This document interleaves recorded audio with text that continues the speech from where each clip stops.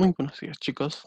Hoy vamos a hablar de la última materia del año de primero medio del eje de matemáticas, que vendría siendo el comportamiento aleatorio.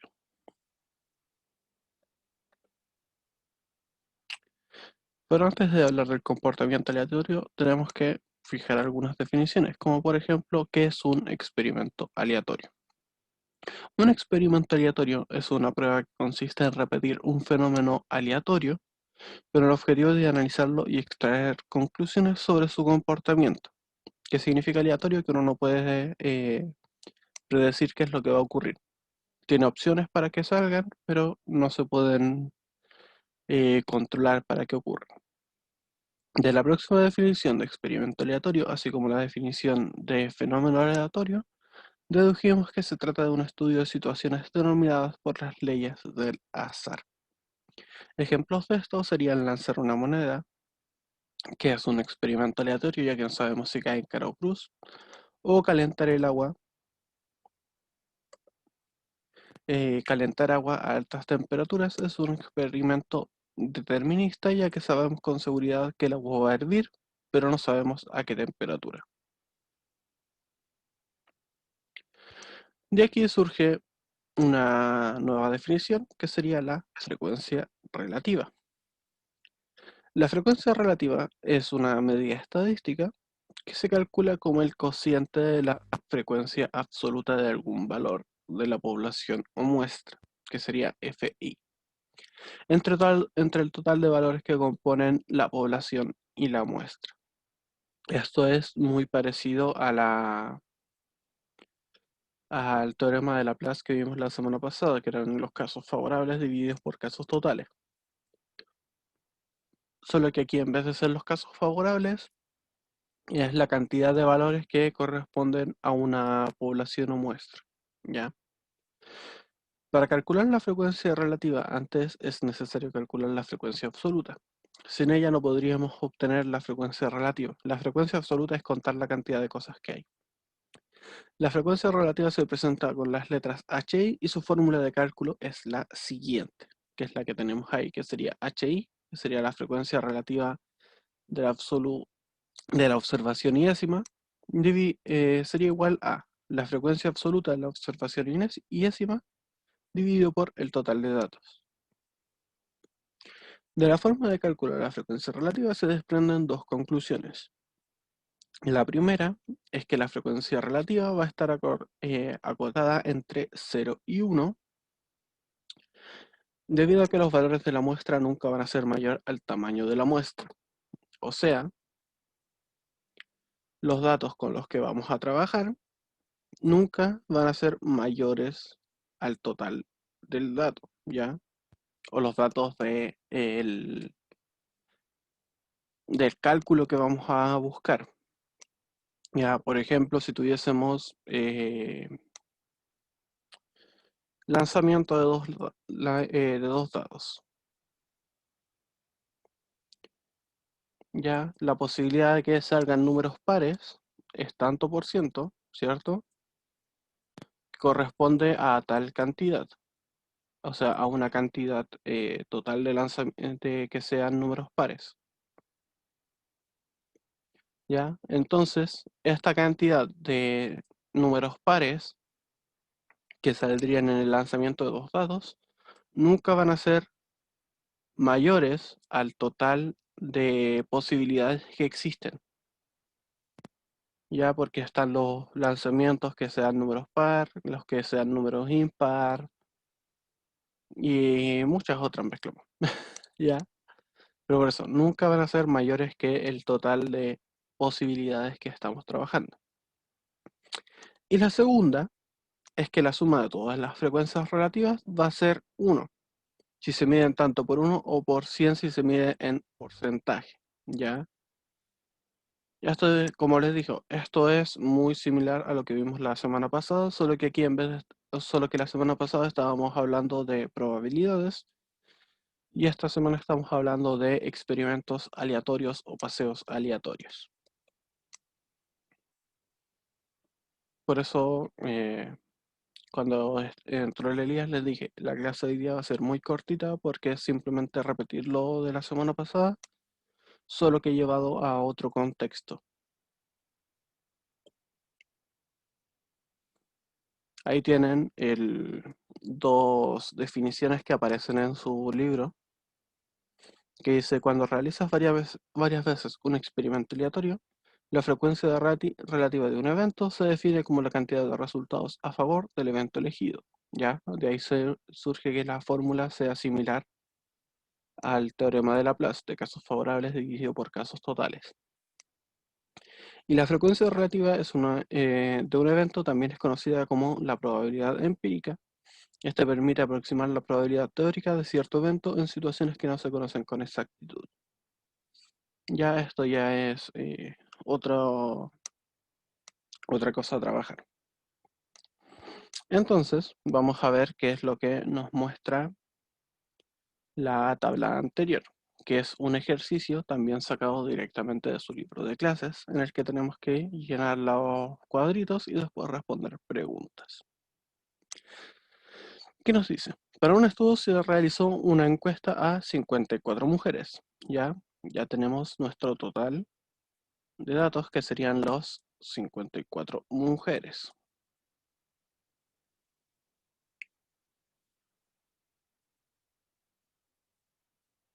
Ya sobre la cantidad de hijos que tenían. Lamentablemente, después de registrar los resultados, se produjo un problema en la computadora que almacenaba los datos y se perdieron algunos, quedando la siguiente tabla, que sería la que tenemos acá. Entonces tenemos el total, que eran 54, y tenemos que ir rellenando cada uno de los cuadritos.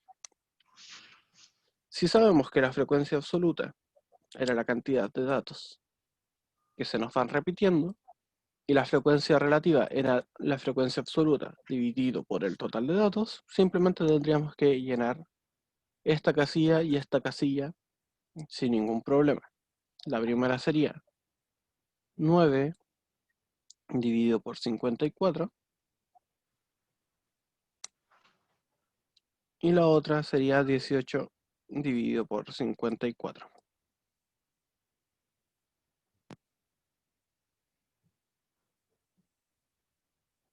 Ya estas cantidades se pueden simplificar.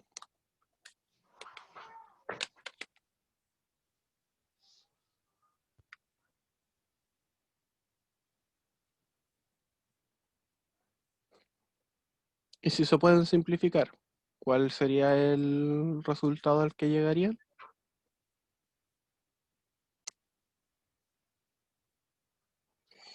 Mientras ustedes piensan y responden eso, voy a poner al tanto a los chicos que entraron hace poco. Estamos en la última clase, que habla sobre experimentos aleatorios. Es básicamente lo mismo que vimos la semana pasada, que era del teorema de Laplace, que eran los casos favorables divididos por casos totales, y el teorema de probabilidad, que la suma de todas las probabilidades tiene que dar 1 o 100% si estamos trabajando con porcentajes, solo que llevado al concepto de experimento aleatorio. Ya, un experimento aleatorio era aquella repetición de eventos aleatorios. Ya recordemos que un evento aleatorio es un evento del cual no podemos predecir su resultado. Un experimento aleatorio se debe en base a muchos experimentos, a muchos eventos aleatorios juntos, ya con respecto a la misma situación. Y de ahí surge lo que sería la frecuencia relativa, que la frecuencia relativa era la frecuencia absoluta de de una muestra que estemos trabajando, dividido por el total o la población, ya que en este caso estamos trabajando un ejercicio de una encuesta que se hizo a 54 mujeres, por tanto esa sería nuestra población completa. La frecuencia absoluta, o sea, serían las 54 mujeres con respecto a cuántos hijos tendrían. La frecuencia absoluta serían las respuestas de cada una de esas mujeres con respecto a cierta cantidad de hijos. Por ejemplo, nos dice que Las que tienen 0 hijos serían 9. Las que tienen 2 hijos serían 18. ¿Ya? Y de ahí tenemos que completar la tabla con los datos que tenemos ahí. Entonces, esta cantidad y esta cantidad se pueden simplificar.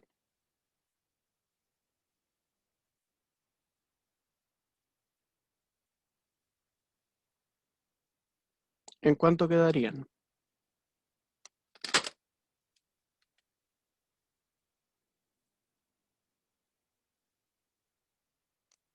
Ya la primera se simplificaría por 9. Nos quedaría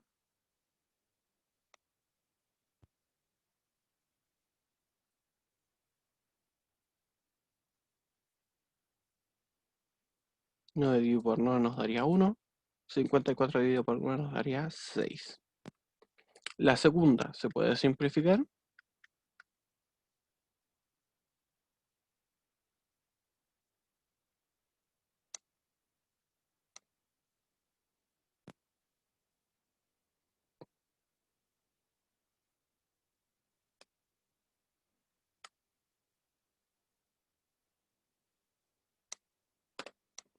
Exacto. También se puede simplificar porque ambos son múltiplos de 9. 18 es múltiplo de 9, 54 es múltiplo de 9. Entonces, 18 dividido por 9 nos daría 2. Y 54 dividido por 9, como ya lo hicimos, nos daría 6. Esto también lo podríamos volver a simplificar por 2 y nos quedaría un tercio.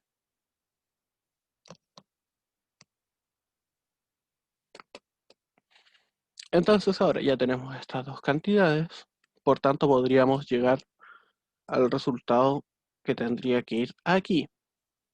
¿Cómo? Simplemente sumando las frecuencias relativas. Recordemos que la suma de todas las frecuencias relativas tiene que dar como resultado 1.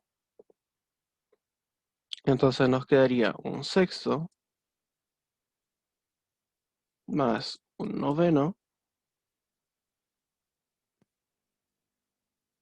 más un tercio más un x más un sexto tendría que ser igual a 1.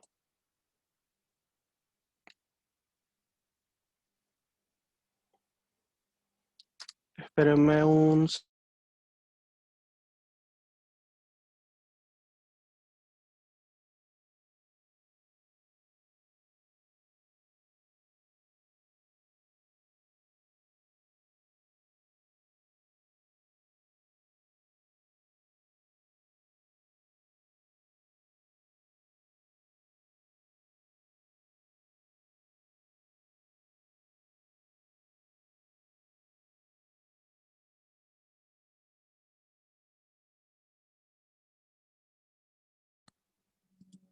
Lo siento chicos, me estaban llamando por teléfono y cuando pasa eso se me corta el internet.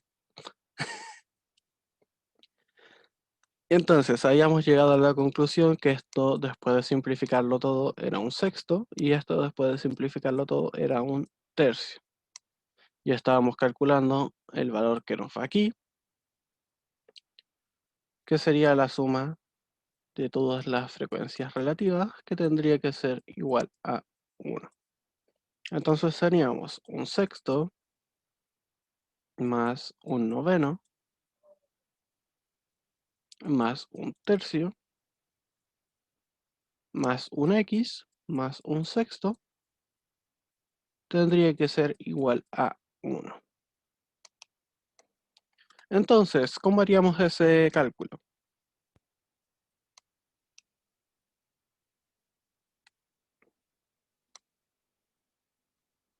¿Cómo resolverían esa suma? Si tienen calculadora, obviamente va a ser sencillo.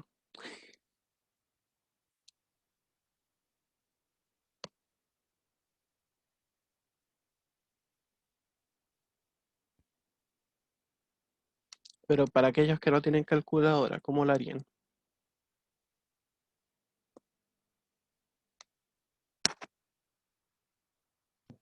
en un papel, en una hoja y papel.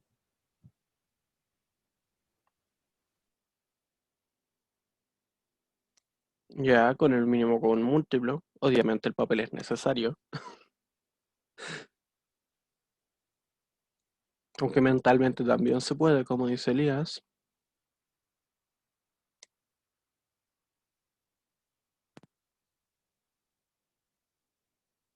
En realidad el mínimo común múltiplo no es 9. ¿Por qué razón? Porque 6 no tiene un múltiplo 9 en ellos. El mínimo común múltiplo sería 18. Y entonces vamos viendo. 18 dividido por 6 sería 3. 3 por 1, 3.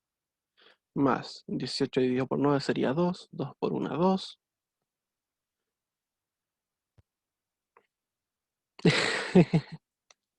18 dividido por 3 nos da 6.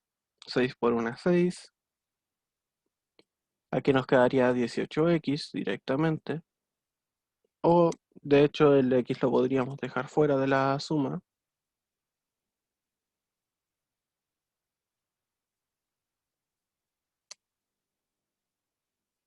¿Por qué razón? Porque no tiene parte fraccionaria explícita, así que lo podemos dejar fuera de la suma y no nos produce ningún cambio. Y un sexto, que sería exactamente lo mismo que al inicio, entonces sería 3. Y todo esto tendría que ser igual a 1.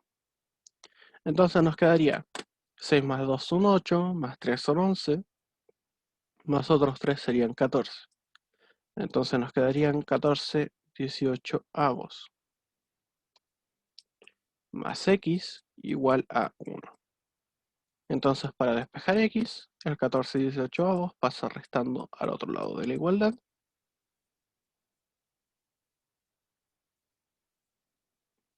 Lo cual nos quedaría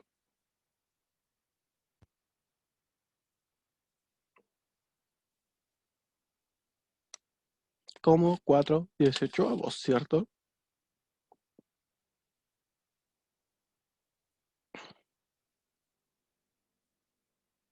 Y si eso lo simplificáramos por 2, sería 2 novenos.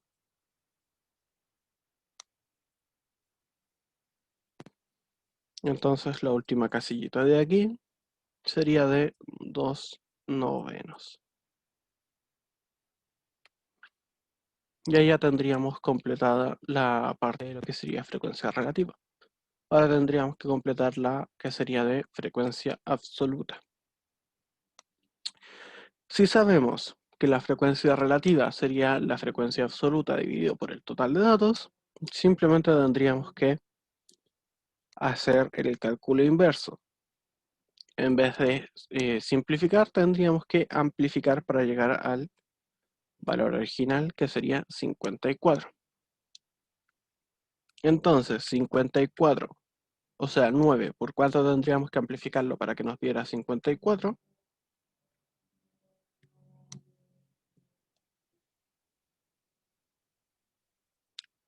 Para calcular esto,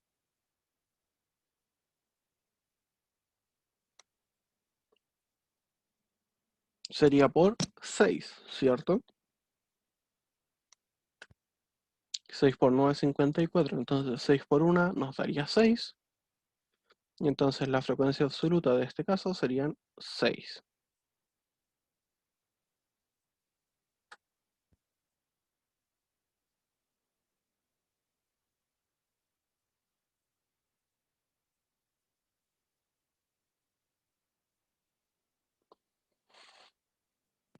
Con este y con este pasa lo mismo. Pero como podemos ver un sexto, entonces la frecuencia absoluta de acá tendría que ser 9. Por lo que solo tendríamos que calcular la que está aquí. Tenemos 9 de nuevo, por tanto de nuevo tenemos que amplificar por 6. Y 6 por 2 sería 12. Tanto aquí serían 12 novenos. O sea, 12,54 avos. Vamos a ver si es verdad. 9 más 6 más 18 más 12 más 9 nos da 54. Entonces la tabla sí está completada correctamente.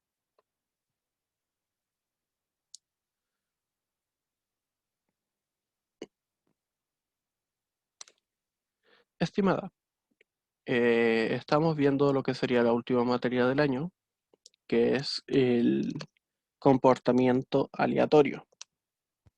Ya es parecida a la materia que vimos la semana pasada, que eran probabilidades, solo que llevado al contexto de la aleatoriedad, que significará la aleatoriedad que no podemos predecir nada con respecto a ella. Por eso, un experimento aleatorio, que es lo que estamos viendo hoy día, corresponde a una repetición de eventos aleatorios. Un evento aleatorio es un suceso del cual no podemos predecir lo que ocurre. De estos experimentos aleatorios surge lo que sería la frecuencia relativa, que es muy similar al teorema de Laplace, que es casos favorables divididos por casos totales. En este caso sería la frecuencia absoluta dividido por el total de datos o la muestra. Bien, todo esto llevado al contexto de la aleatoriedad. Como la frecuencia relativa es la frecuencia absoluta dividido por el total de datos, siempre va a tener un valor entre 0 y 1. Y también deduciéndolo en base a esa fórmula, la suma de todas las frecuencias relativas nos tiene que dar como máximo un valor 1, que es el que utilizamos aquí para poder calcular el valor de esta casilla. Eso es todo lo que hemos visto hoy día. ¿Por qué razón? Porque es la última materia que queda. Y es cortita. Sí, de hecho ya estamos con el ejercicio prácticamente hecho. Y nos dice el último. Si se escoge una mujer al azar de este grupo, ¿cuál es la probabilidad empírica de que ella tenga 2 o 4 hijos? Recordemos de la clase pasada las reglas, eh, o sea, la probabilidad de unión, ¿ya? La unión de dos eventos, y las reglas aditivas. Como nos están poniendo una O entre las dos cantidades, aquí estamos hablando de la unión de eventos. Al ser unión de eventos tenemos que sumarlas, ¿ya? Como ambos son excluyentes, o sea, no tienen ningún término entre ellos, simplemente sumando las probabilidades de cada uno, obtenemos el resultado.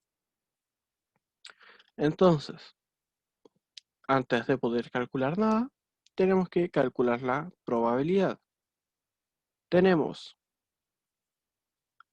la frecuencia relativa de las personas de las mujeres que tienen 2 hijos y la frecuencia relativa de las mujeres que tienen 4 hijos. Entonces nos quedaría un tercio y un sexto.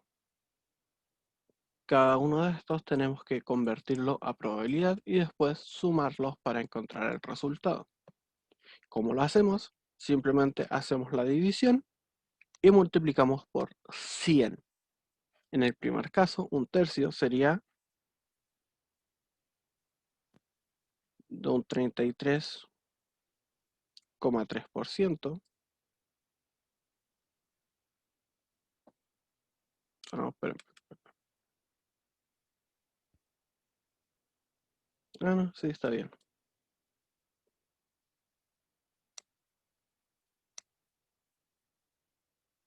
Y en el segundo caso, que sería de un sexto,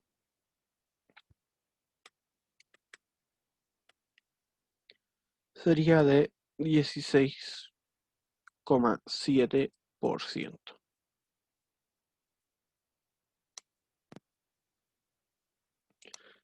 Si sumáramos ambas probabilidades, obtendríamos como resultado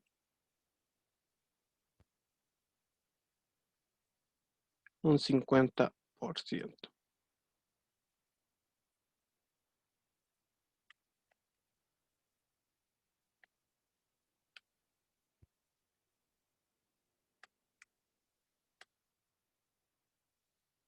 Entonces, la probabilidad de escoger una mujer al azar y que esta mujer tenga 2 o 4 hijos sería del 50%.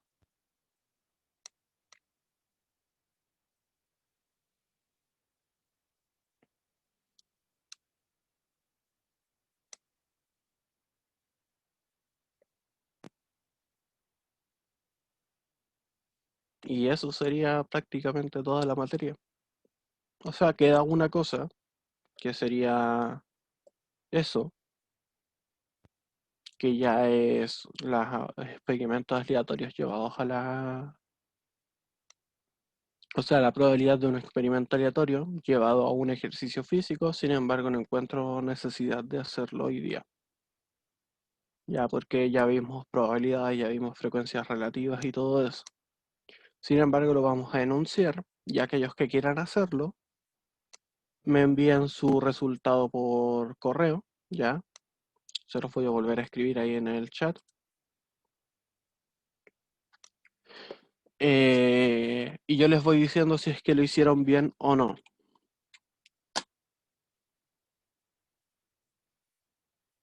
Dígame, Benjamín, ¿qué sucede?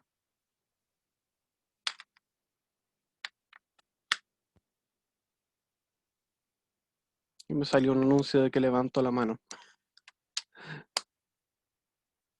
Ah, ok.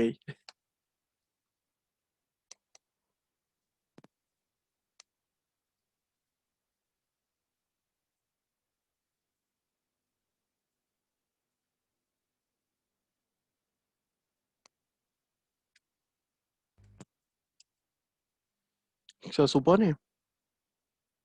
Eso sí no recuerdo dónde está el botón.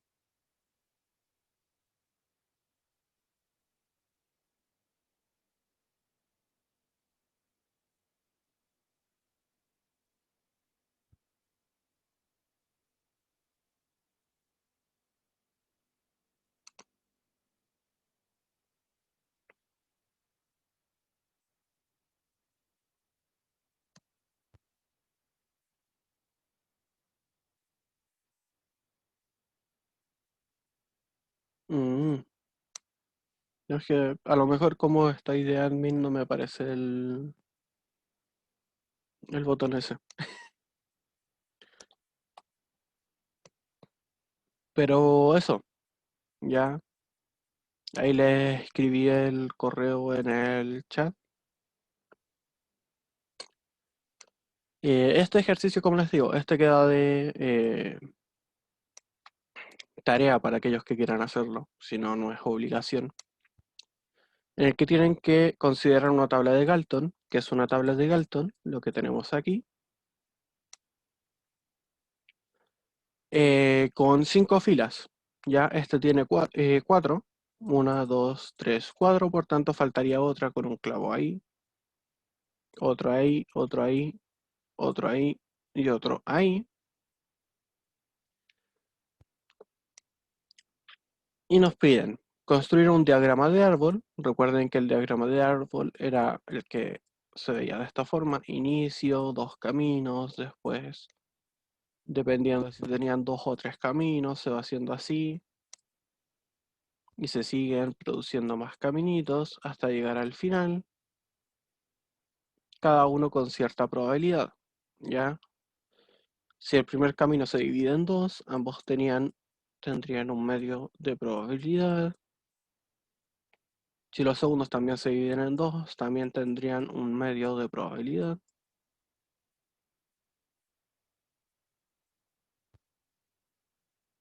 Y así sucesivamente. Obviamente, si se van uniendo los caminos, aquí tendrían que sumar estas dos probabilidades. O sea, sí, tienen que sumarlas, pero obviamente obteniendo el cálculo de la probabilidad total, ¿ya? Si esto nos da un medio y este un medio, entonces a multiplicarlo nos daría un cuarto.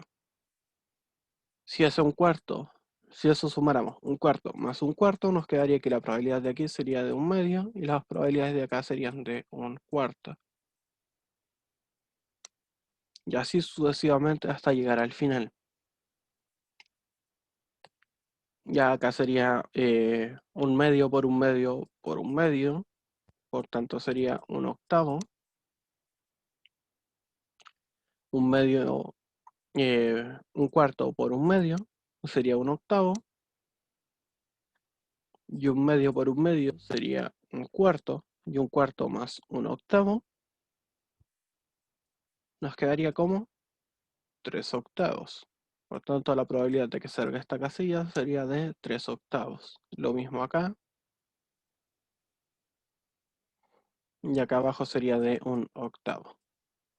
Y así sucesivamente hasta terminar los 8 niveles. Este sería el nivel 1, nivel 2, nivel 3. Faltarían 2 más para completar el diagrama de árbol. Y después simplemente tendrían que responder las preguntas que tienen ahí. Bien, eso chicos sería toda la materia que tendrían que haber visto este año en el colegio. Como siempre todo esto está grabado, así que después lo voy a subir al canal de YouTube. Para aquellos que no pudieron estar lo vayan a ver o aquellos que estuvieron quieran volver a verlo. Sobre todo este ejercicio o ver las definiciones que presentamos al inicio. Así que eso, que tengan una excelente semana, ánimo con todo lo que hagan obviamente. Recuerden siempre cuidarse para que no tengan ningún problema ni nada, para que no se enfermen sobre todo. Y eso, ya ojalá el próximo año ya puedan tener clases presenciales sin ningún problema, para que puedan aprender todo de manera directa y con más tiempo en el colegio.